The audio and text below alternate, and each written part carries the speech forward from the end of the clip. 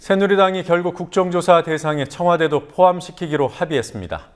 대통령이 포함되는지 여부는 명확히 하지 않았지만 국정조사 요구서에는 청와대의 초기 신고 상황 대응이라고 적었습니다. 사고 당일 대통령에 대한 보고가 10시 전후에 이루어졌다는 총리 답변이 나와 논란도 예상됩니다. 국회 취재하고 있는 김진희 PD 연결해 보겠습니다. 김진희 PD. 네, 김진희입니다. 네, 국정조사 대상에 결국 청와대를 넣기로 했군요. 세월호 침몰 사고 국회 국정조사 대상에 청와대를 포함시키기로 여야가 합의하고 오늘 본회의에 국정조사 요구서를 제출했습니다. 그러나 전현직 대통령은 포함되지 않고 청와대의 초기 신고 상황 대응이라는 문구가 들어가 청와대 NSC와 보고라인까지 포함됩니다. 새정치민주연합 측은 전현직 대통령을 포함하자 말자 이 문제는 논의된 적이 없다고 강조하면서 앞으로 국정조사 특위가 구성된 후에 구체적인 대상을 논의하되 전현직 대통령도 조사 대상이 될 가능성은 열려 있다고 밝혔습니다. 한편 오늘 정홍원 국무총리가 국회 긴급 현안 질의에서 박근혜 대통령이 세월호 사고를 10시 전후에 최초로 보고받은 것으로 알고 있다고 말했습니다. 대통령이 1시간이 넘도록 사고 보고를 받지 못했다면 그 경위에 대한 조사가 불가피합니다. 네, 청와대 보도 개입 때문에 KBS 파행 사태가 벌어지고 있는 마당에 정홍원 총리가 직접 보도 개입을 사실상 시인을 했더군요. 이것도 국회 본회의장에서 나온 발언입니까? 그렇습니다. 정홍원 총리는 본회의 답변에서 언론사에 정확한 보도를 해달라, 잠수사 사기에 도움되는 보도를 해달라는 요청을 했다고 밝혔습니다. 요청이라고 표현했지만 언론사에서는 압박으로 받아들일 수 있다는 지적에 대해서는 협조 요청을 할 수 있는 것 아니냐고 답했습니다. 이 답변이 나온 후 언론 통제 파문으로 비화될 조짐을 보이자 정 총리는 오후 답변에서 언론사에 직접 전화를 건 것은 아니고 국무회의 자리에서 보도 협조를 해달라는 발언을 했다고 진화에 나섰습니다. 정 총리는 또 청와대 이정현 홍보수석의 보도 개입 의혹에 대해서도 사태가 위중하니까 수색에 전념할 수 있도록 타기를 올려달란 취지로 언론사에 메시지를 보낸 것으로 안다고 말했습니다. 그리했고 이 경로를 통해서 언론에서 정확한 보도를 좀 해달라. 또 그리고 저는 그 얘기도 했습니다. 지금 이 들어가 있는 잠수사들의 사기가 굉장히 중요한데 사기에 좀 도움이 되도록 그렇게 해줬으면 좋겠다는 얘기인데 이런 그 요청은 할 수 있는 거 아니겠습니까? 내가 하면 보도 협조, 남이 하면 보도 통제 이렇게 되는 겁니다. 지금 총리가 이게 방송 시스템도 모르고 방송 독립성이 뭔지 몰라서 그런 엄청난 답변을 하신 겁니다. 그 말은 보도 통제했다는 소리거든요.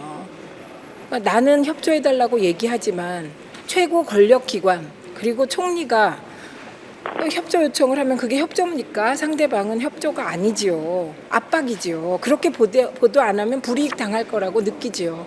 정말 대한민국 총리가 그 협조와 통제의 차이도 모른다는 거는 저는 오늘 정말 깜짝 놀랐습니다.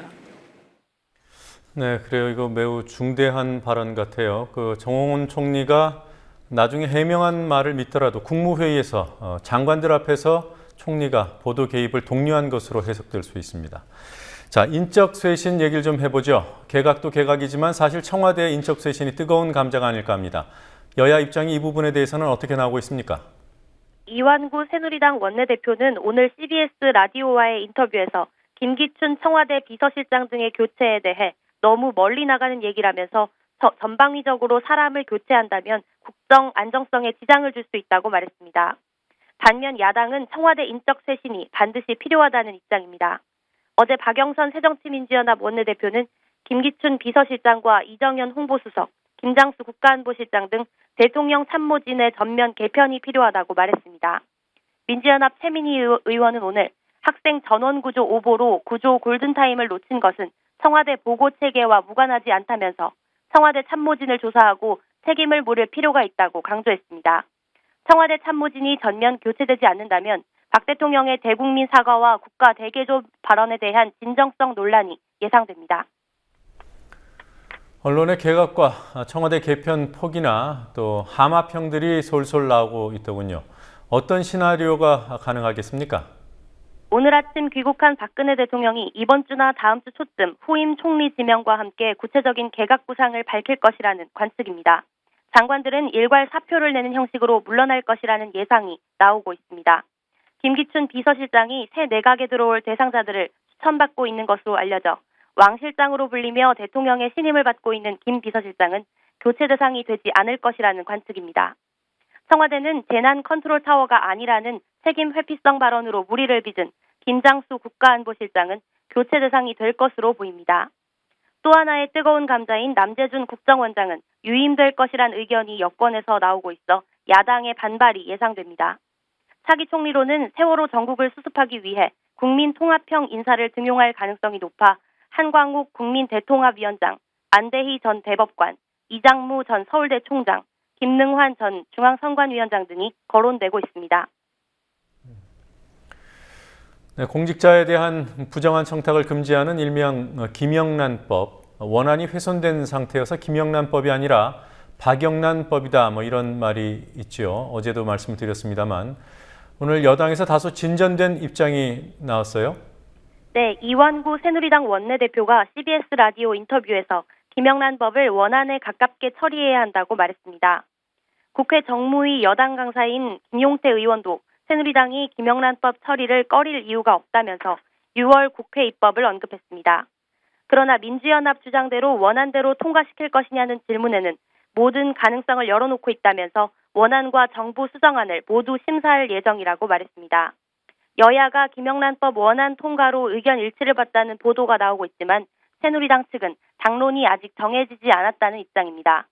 대통령이 담화에서 국회 통과를 촉구한 김영란법의 통과에는 여야가 이견이 없지만 새누리당은 원안에서 후퇴한 정부안을 통과시킬 가능성도 있다는 분석입니다. 지방선거 관련해서 한 가지만 더 짚어보도록 하겠습니다.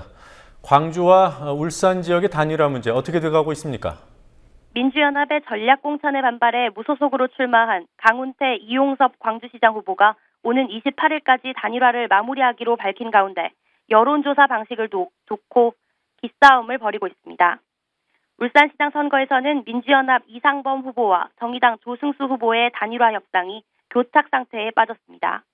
민주연합 측이 울주군수 후보 단일화 과정에서 정의당 후보가 상호 신뢰 원칙을 지키지 않았다고 주장해 단일화 실무 협상에 나서지 않고 있기 때문입니다. 정의당 조승수 후보는 시장 후보와 기초단체장 후보 단일화를 연계하지 않는다고 약속한 민주연합이 약속을 위반하고 있다고 주장했습니다. 정의당은 울산 시민이 새누리당 후보와 1대1 대결을 원한다면서 단일화 실무 협상을 재개할 것을 촉구했습니다. 통합진보당 울산시장 후보는 사퇴한 상태입니다. 국민TV 뉴스 김진희입니다.